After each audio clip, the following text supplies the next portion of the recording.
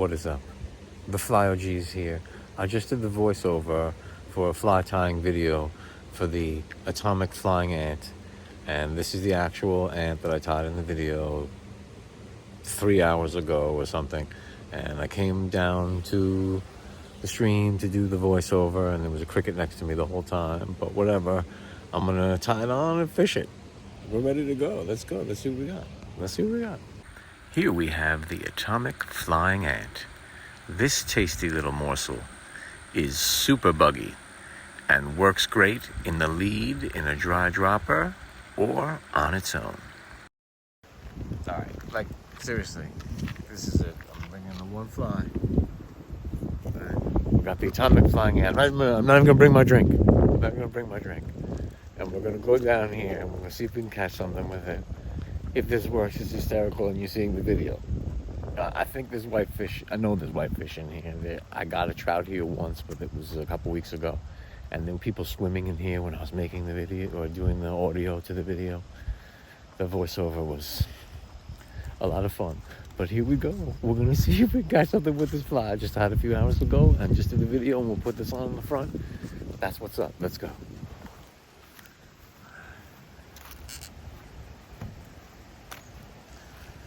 All right. Here we go. The atomic flying ant. I'm not even putting my waders on. I'm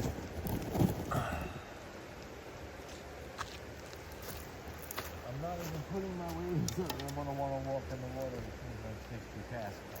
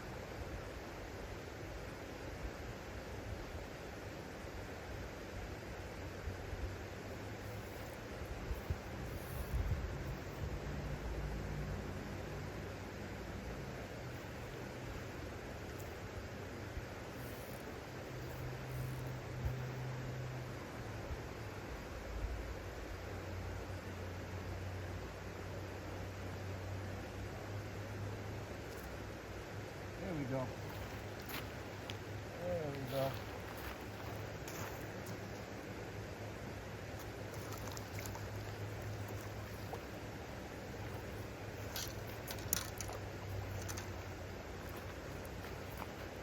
What do we got? What do we got here? A little whitefish. Chill out. I got you.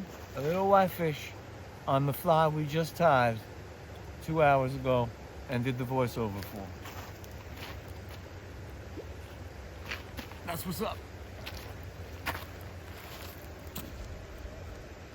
So grab a cup of chill as we sit back and go on the Vise with the FlyOlderGuy. On the Vise, we're going to start off with a size 12 Togata dry fly hook. It's barbless, so no need to worry about pinching the barb or anything. On the bobbin, I've got an 8/0 unit thread in black. 8/0's fine for this 72 denier. It's good. It's a big fly. So we're just going to lock that thread in right around the middle. That's where I'm going to place the polypropylene wing, is in the middle. So we'll just grab our scissor and trim off the tag end. Like I said, that's right around the spot I want to tie in that polypropylene wing. So I'll give it a couple more wraps just to get a thread base there. And then we'll grab the polypropylene wing. The wing is about 1 card length, right? I'm just going to trim that off and tie it in. Now I want to tie it in with the tag end facing forward, and I'm going to twist it up as if I was going to post it. And that's going to help it all hang back like a wing would, more natural position. You can see, you twist it up as if, you're doing the post, and then I'm gonna wrap right over on top of the other tag end. Get them nice sealed in. You don't want them to slip. And I'll put a couple wraps behind the back also, because later on, we'll kind of prop it up, we'll dam it a little bit. Again, we're not making a post, it's a wing. So I'm just gonna trim off the front by brushing it back, get it at an angle, bring in the scissor, just boop, nice little trim there. And then I can take that thread, wrap it back over the front, just kind of seal those butt ends down. You don't have to worry about totally covering them, because we're going to go back with Hackle and dubbing in the front, so it's going to be a bit of a mess, but we'll work our way back to the back side of this. We'll call it a post, even though it's not. The back side of the poly wing, and just a little bit extra thread under there to dam it up, hold it up in that more natural wing position, as if it's swept back. And we're gonna sweep ourselves back with some touching wraps. If you can keep them touching, it's very good, it's helpful. Even though this hook is black, so you don't have to worry too much about it. But the thread itself will help with the grip on the dubbing. And we're getting to the dubbing right now. And the dubbing is my classic combination of a little bit of black, a little bit of a brownish tan, a little bit more black. I like to have the black be the dominant color here. And into that, we're going to mix some of these shaggy rubber dubbing pieces. Now, I got a bag of this, and I use it for all different things. But I find it helps the dubbing itself kind of get a little beefier. And also at the same time, they'll fly out and look like legs and make the thing look really buggy. So what I'm doing here is I'm kind of prepping this rubber dubbing stuff by trimming it down, because it's a little too long, and like I said, I want to have ends sticking out, making this fly look really, really buggy and shaggy. Maybe it's a leg, maybe, you don't know what it is, the fish, when it's looking up seas. So the buggier the better. So I'm taking that dubbing mixture that I blended up before and mixing it in with all this rubber shag dubbing. Mix it up pretty good. You want to have a good balance between the rubber and the regular dubbing. And I got 2 piles. And the one pile, pick up and we twist it on here, and you're going to see it. I leave it long and loose, because with the rubber dubbing, you're going to want to tighten it as you go. So if it's a little loose and shaggy looking in the beginning, give it a second, because after 2 wraps, I give it a twist and tighten it up, give it a couple more wraps, give it a twist and tighten it up, and you can see that I'm working it a little bit towards the bend in the back there, and then it's lit up, but I want to have like a taper from the back to the center. So I'm working from the back bend up towards the middle, and again twisting every 2 or 3 turns. Give it a twist, tighten it up, because the rubber combined with the regular dubbing, it just stays loose. So you want to give it some nice tight wraps up behind that wing,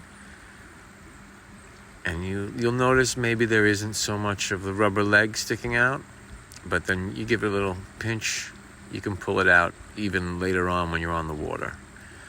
So then we're going to tie in some Hackle here, and I've gone with some Grizzly Hackle, and I'm sizing it right about a 12, because with all the dubbing and everything else, it's going to end up a little proud of the hook point probably. So locking that in front of the wing post, and then a few wraps behind the wing post to really lock it in, and leave it, a few eye lengths back, because it's just going to be a very heavily hackled fly. I want a lot of hackle in the center, and it ends up getting, all tied up and a bit of a mess. But 4 turns in the back, 3 turns in the front, and again, overlapping, heavily hackled here. These 3 turns, and I'm taking the bobbin off the cradle, and I got to shorten that bobbin.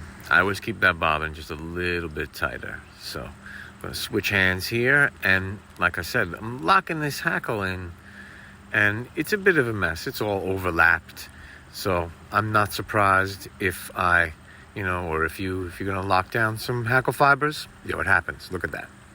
But I'm not freaking out about it. I'm just going to trim off the feather, and we'll do like a big sweep. We'll call it a big sweep. So we're sweeping back, we're pinching, and we're sweeping. I don't really like to use saliva when I'm doing it, so it's a lot of me having to go back and pinch and sweep again. But eventually, they're all combed back nicely. I'll give myself a little more thread, and again, just really clean it up at the front so we have enough room to form this shaggy dubbed head in front of our hackle. So I'm giving myself that room to kind of form that dubbed head in front of the hackle and the wing. Right, it's looking good, and you can see the hackle's still there. It's plenty of hackle on there, right? So we'll sweep it back again. Make sure I got everything out of the way. And we're going to grab the rest of the dubbing. And we're going to put that dubbing right on the front by, again, dubbing it on loose and long to start out with. And then a couple wraps to secure it on there. And then, again, just a pinch and a twist to tighten it up. We're tightening it up as we go. This rubber shag dubbing mixed with our dubbing is a little bit, it just keeps it loose. So you want to keep tightening it as you go. But it does give it a lot of body and a super buggy look. Look at the way this head is turning out, right? I'm going back, overlapping a lot of these wraps, and then boom, right behind the hook eye. And you can see there's a few stray fibers from either the hackle or the poly wing.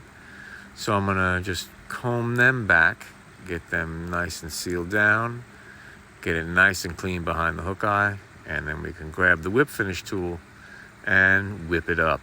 So this whole time there's been quite a bit of thread tension here, so I have to be careful on the whip finish.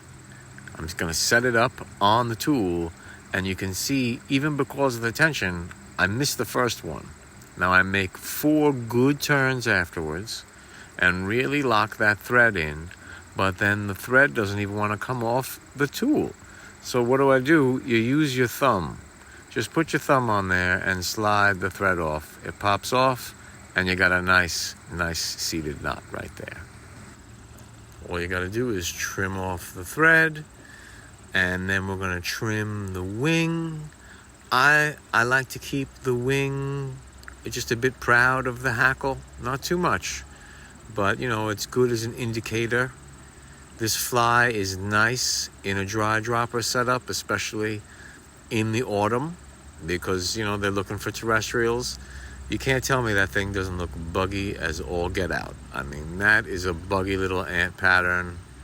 The hackle, every part, the rubber legs, that wing looks good. There's some kind of something stray there. I don't know, we'll trim it out because I gotta be super clean apparently. But it's not the super cleanest fly. It's the buggiest ant pattern right there. The atomic flying ant. I hope you guys enjoy the tie. And I hope you take it out and fish it, because it is a fun little pattern. Until the next one, stay fly.